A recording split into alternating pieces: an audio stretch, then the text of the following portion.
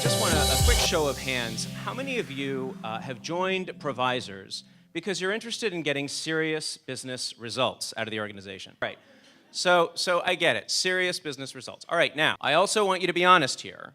How many of you have a serious business plan that is going to yield those results that you've designed? Something that's a serious business plan. Not as many hands. Okay, good. Thank you for your honesty. Now, that's okay. Provisors gives us kind of a plan, right? There's some structure. You belong to a group. There's a meeting every month. There are troikas. There are accelerator events. There's this thing. So there's some stuff that you sort of default, inherit with your membership. But then so do all the other members. So if you're looking for mediocre results, do all the stuff that everyone else is doing. But if you're looking for serious results, you're going to need some sort of approach that rises you above the resources that everyone else is also taking advantage of. You need some sort of plan, some sort of system. I mean, you have business clients. They have a business plan. Their investors wouldn't take them seriously if they didn't show up with some sort of approach that goes beyond, I don't know, I'm going to do what everybody else is doing.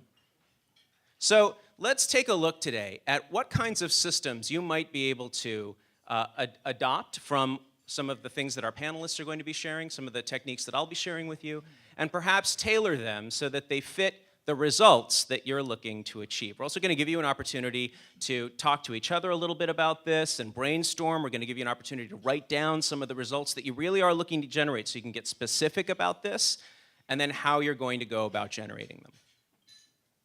So the reason that having a plan is so important, it's a little bit like having a map, right? If you don't have a map, it's very difficult to understand where you're going or how to get there. But if you do have a map that tracks against the results that you're looking to generate, then you have a sense of, okay, well, here I want to generate this result, and if I do that now, I can track a route to that result. I can reverse engineer, as they say. Now I know how many allies I'm going to need in Provisors in order to generate that result, and I know roughly how much guesting I need to do to generate those allies, if that's my strategy. You see, it starts to answer these questions. How much networking is enough?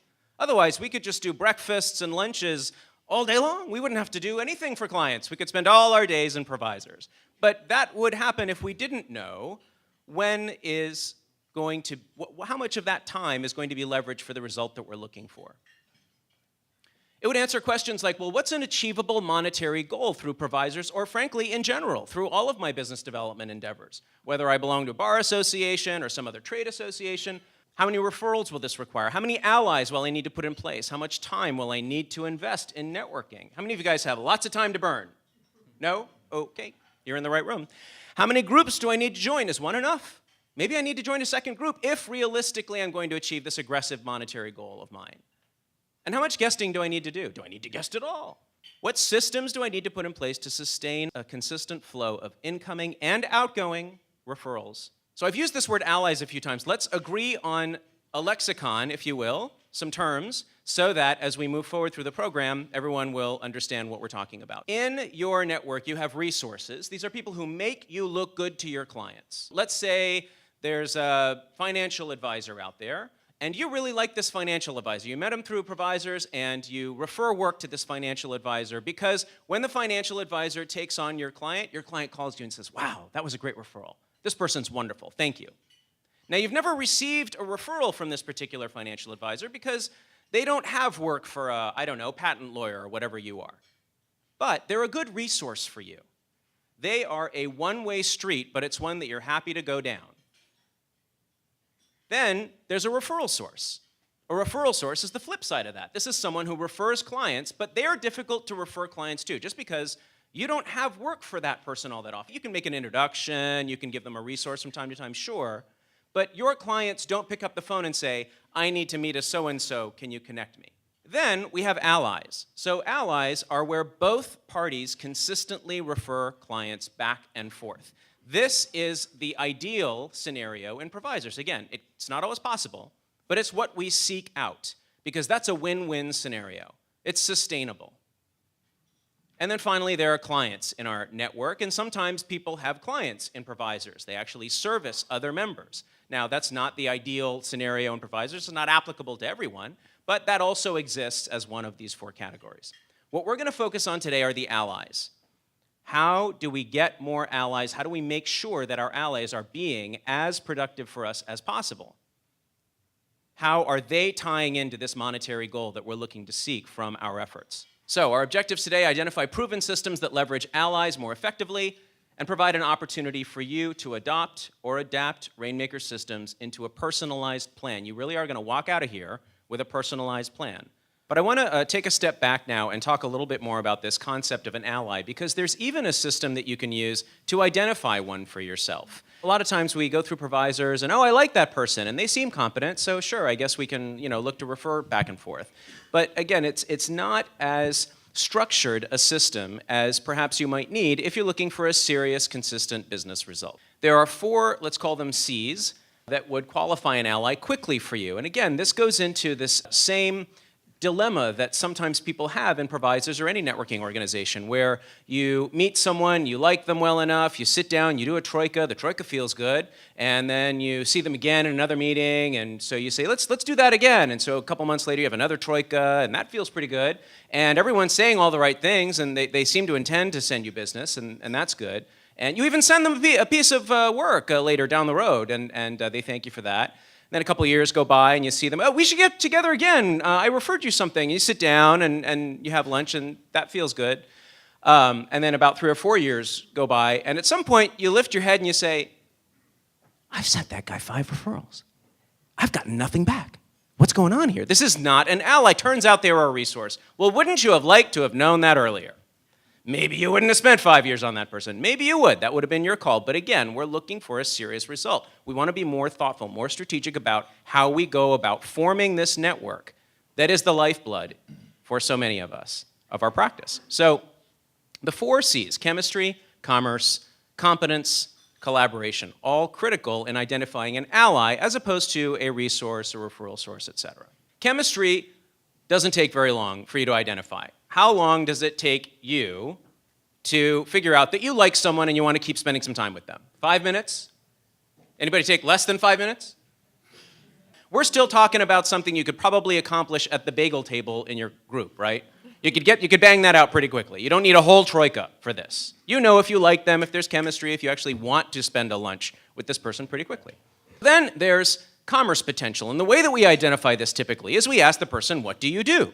And if they give an answer that we say, oh, that's clearly not going to match my particular set of criterion for a client referral, then we move on. However, if they do say something that okay, well, you probably have clients that could need my services, then we assume there's commerce potential. But I want to challenge this one, because I've been in these provisors meetings, and I've been just as guilty of this myself. We don't really interview that person for the full potential of what they could potentially bring forward. Just because they're a lawyer in a particular practice area, just because they're a CPA, or just as they're a consultant, doesn't mean they might have a referral for you. On paper, it looks like they do. But we want to go beyond that. So what are some questions you could ask that would really identify if this person has commerce potential with you in your practice? Yes, Maureen? What kinds of clients do you work with? Yeah, can you give me an example of the kinds of clients, the kinds of industries, the size of client, that sort of thing, yes? Deb? What kind of industries do you serve? Do you have a niche that might be compatible with mine? Absolutely. So remember, you really are interviewing these people for that coveted seat of ally at your table. You can't manage 100 allies. You just can't. You're going to see these people on a regular basis. You're going to keep their needs top of mind. You're going to refer to them. You're going to meet them regularly. So there's a time management issue here, just as Andrew said, where how many of those units of time are going to go toward these relationships? Make sure you have the right people at this table. Otherwise, the table's not going to be productive and you will not have serious business results. Why is it important that your ally is competent? One of the biggest risks we take as professionals is referring someone else to our clients because that person might not deliver, and then that reflects poorly on us. We might be liable for something that goes wrong. It could be a big mess, right? Their competence is critical if you're going to refer them. And most of us just get a good feeling after a troika, and then we start referring, right? So we need to have a little bit more of a system in place to make sure that this is truly an ally who's sustainable. We can all afford to get burned maybe once where the client picks up the phone and says, why did you refer me to that person? They're a schmuck. But we don't want that to happen repeatedly because then it damages our relationship with our client base. The way that you assess competence really does have to happen over a troika, I say. You can't do this at the bagel table anymore. So let's say you've established chemistry, you've established commerce. Now you say, hey, let's sit down. Time for a lunch. I really want to get to know you. What kinds of questions can you ask someone to assess their competence over a lunch. What are you working on right now? Give me a sense of what you're working on. And if it feels pretty complicated, then you can probably assume that, all right, they can navigate their way through a maze. What else? Yes, in the back. Success stories. Tell me some success stories. What are some clients that you've worked on where the outcome has really been positive? I'd like to hear about that. It will help to bolster my confidence in your competence, right? Deb. Any challenges? That's a great question because it's probably not an answer they've prepared. Consider that everyone does this pretty well. This first date troika thing, we've all had a lot of practice now. We're good at it. We know how to put on a good show. That may not necessarily mean that there's competence in the background. So you want to throw a curveball. What is a question that they might not have prepared for that could also be akin to a complicated issue that your client might go to them for? You want to see how this person thinks. Are they a good critical thinker? Do they have good experience? And are they really able to deliver on what their business card or the bio on their website claims they can deliver? So questions like, what systems do you have in place to leverage allies might be a good question if you want to get a sense of whether or not they really have a system in place like one that you're delivering. Give me an example of a challenging client situation. You could even talk a little bit about a challenge that you've experienced. You know, the economic downturn was really tough on my business, but fortunately we've been able to recover pretty well. How about you? How was that for you? And see how they respond to that. If they shine you on with some PR answer that just feels like they're trying to look good in front of you, that gives you a sense of how they might respond to a difficult question that a client might ask them. Now you get to the most important piece. Are they collaborative? Do they get that this is a two-way street? If you endeavor to send them business, will they make every effort to send some back? Now, they may not succeed, that's a different matter. But will they really step up to the mat as you have opted to? How do you figure that out without putting 5 years in and realizing that they haven't sent any referrals back? Okay, can you give me an example of some of the referrals you've given recently in Provisors? Sure. Yes, just ask them flat out. What's another way? Yes. Okay, so first you refer them something, you see how that goes, and you set expectations on how you want that to go the other way. Except that the one thing that I do want to mention here is that you have referred rather early in this relationship with that model. So is there a way that we can get there without actually referring a client? Okay, so you ask for their help. You pick up the phone and you say, hey, listen, I just want to pick your brain on an area of your expertise. Do you have a little bit of advice for me on such and such, my client's dealing with it? See how they reciprocate, and if they at least seem to be the kind of person who wants to help you out, maybe that will translate into referrals. One of the things that we want to make sure that we're doing as part of a system is giving them something of value. It may not be a client referral. That may be too early. You haven't earned that yet. But what can we give of value? It could be an article, it could be a website that you found that you thought they'd find interesting based on a comment they made during the troika. It demonstrates you were listening. It could be a piece of advice, but float something over there that doesn't cost you as much as a client referral. Could be an introduction to another Provisors member or someone else in your network. But then now you watch closely. How do they respond? Do they acknowledge your gesture? Do they thank you? Do they try to send something of value in return? That's the key. They're not going to change their stripes just because the context changed. How they do this is how they do that. So if they say, gosh, thank you for the introduction to this potential resource. I really appreciate that. Tell you what, I've got one for you. Why don't you meet so-and-so? They could be useful for you. Or thank you for that article. I really appreciate you digging that up for me. And it looks like you've authored quite a few things. That's great. Tell you what, I don't actually write articles, but I have this blog that I think you might find interesting. Why don't you take a look at that? Again, you are demonstrating this kind of mentality, this collaborative mentality that you would seek out in any ally, and you're doing this early. This whole process, these 4 C's, takes no longer than 5 or 10 minutes at the bagel table and a troika and a quick follow-up gesture afterwards.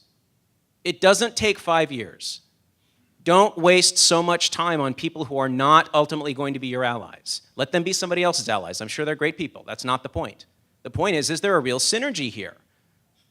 I challenge you, how many hours are you sinking into this process for yourself? Way more than you need to if you have a system. This may not be your system. Fine, develop your own. But have one. Stop winging it.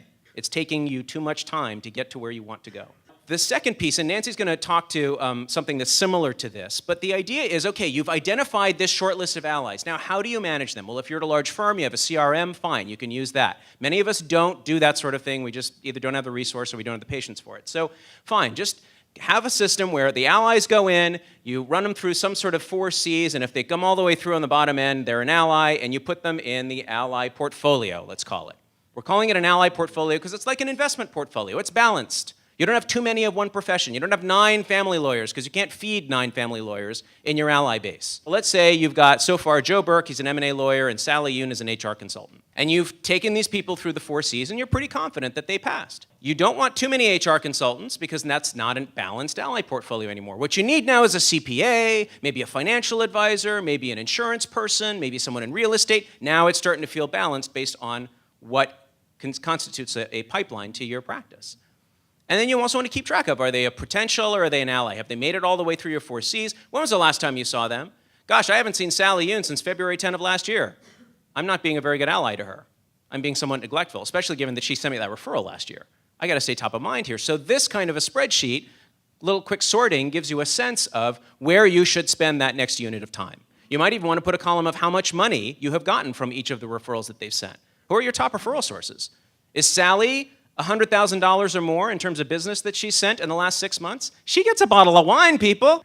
And then next action, what are you going to do? Schedule a lunch, introduce her to Bob, whatever it is. This is a way of being a little more organized and a lot more systematic about the allies that you're working so hard. You guys are working so hard, improvisers, to create this list for yourself, to get this network going. Now you have to manage it. It's one of your most important assets in your practice. You have to nurture it, you have to manage it well. Imagine if you took all of your top referral sources, your top 5, your top 10, and you put them in a room together and you met with them regularly. Give them a chance to help each other, give them a chance to help you more regularly. You're giving each other advice, you're having a really intentional conversation on a regular basis about how you can help each other. Understanding, peeling that onion, understanding exactly what makes the other person tick, what their strong suits are, and what a perfect referral for them looks like, and then being held accountable to that standard. It's not everybody's cup of tea, perhaps, but just as with everything that we're sharing with you today, think about the results you're getting. Are they satisfactory to you? If you're happy with it, fine. This was an entertaining workshop. Go do your thing. If you're looking to upgrade, if you're looking to raise the bar for yourself, then you have to put something in place. You can't just pray that it's going to happen. It's going to come from you. I mean, I think if we really look at how most of us navigate our troikas, we look at it as a social occasion. So tell me, are you originally from the area? Oh, let's play Jewish geography. And tell me, how long have you been with your firm? Oh, that's really interesting. This is how long I've been with mine. And tell me, what do you do with your clients? And in the back of your mind, you're thinking, yes, I know what an estate planner does for their clients, but I have to ask this question. So, okay, that was very interesting. Thank you for your answer. Here's what I do. I can talk about myself now for a little bit, and we kind of do this back and forth for a little while, and we maybe find some common. Oh, there's the check. We're going to split this, right? Okay, here's my half, and here's your half. Okay, this was great. Let's do it again soon. I'll keep you in mind. Do the same. So we have this kind of, pretty predictable set of things that we talk about. But they're not necessarily intentional around an outcome. I don't want to leave you with the message that the relationship building improvisers is somehow secondary. That comes first. There's a reason that the first C is chemistry. Without that, there's nothing. We don't want to do business with people that we don't like, that we don't have some affinity with. But it doesn't stop there. There's just too much feel-good networking, I think, that goes on in all of our lives, and certainly we see it in improvisers. And it means that that's hard to translate it into a business result if that's what you're here for. So we've got to connect those two pieces.